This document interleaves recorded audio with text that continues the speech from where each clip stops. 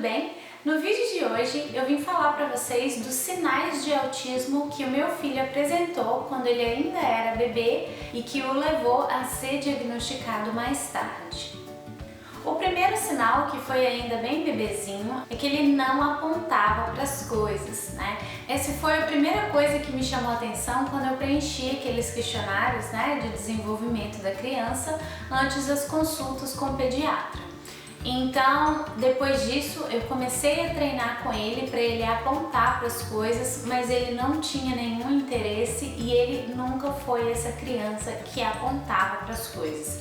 Quando ele precisava de alguma coisa, ele me pegava pela mão e me levava até onde ele queria, algo. Então, se ele queria alguma coisa da cozinha, ele me pegava na mão e me levava até a cozinha. E aí fomos treinando para ele começar então a falar sílabas. Mas mesmo quando ele queria alguma coisa, ele não apontava para onde essa coisa estava. Ele sempre chamava, às vezes chorava para conseguir o que queria.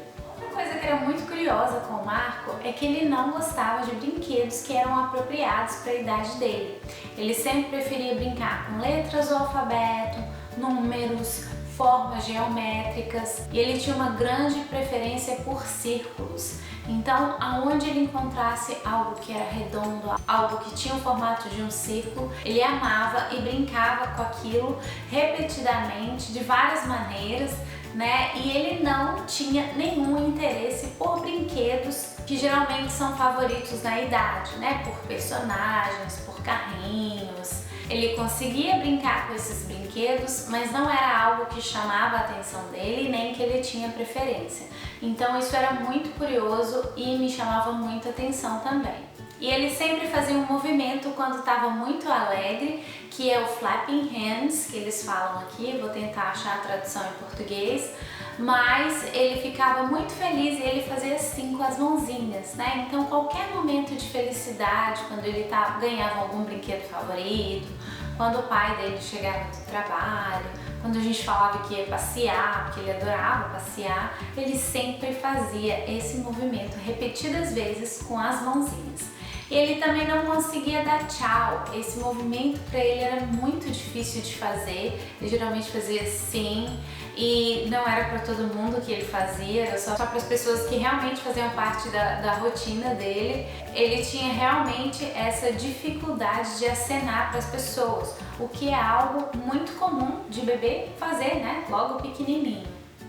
O Marco também pulou a fase de engatinhar, com 1 aninho. Antes de 1 aninho ele já estava praticamente andando, mas ele não engatinhou em nenhum momento. Mas logo que ele começou a andar, em algumas situações ele andava na pontinha dos pés.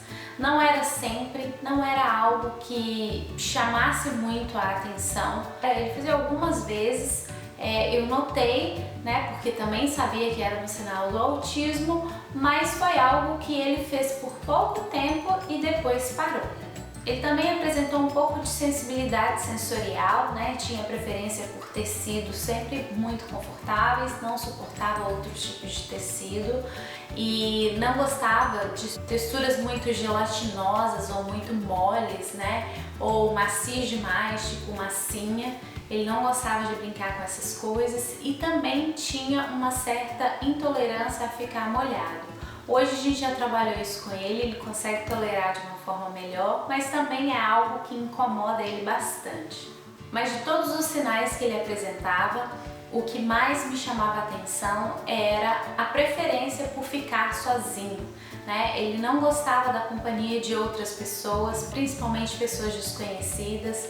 Ele não gostava de estar rodeado de crianças, Então se tinha um grupinho de criança aqui, ele queria vir para cá.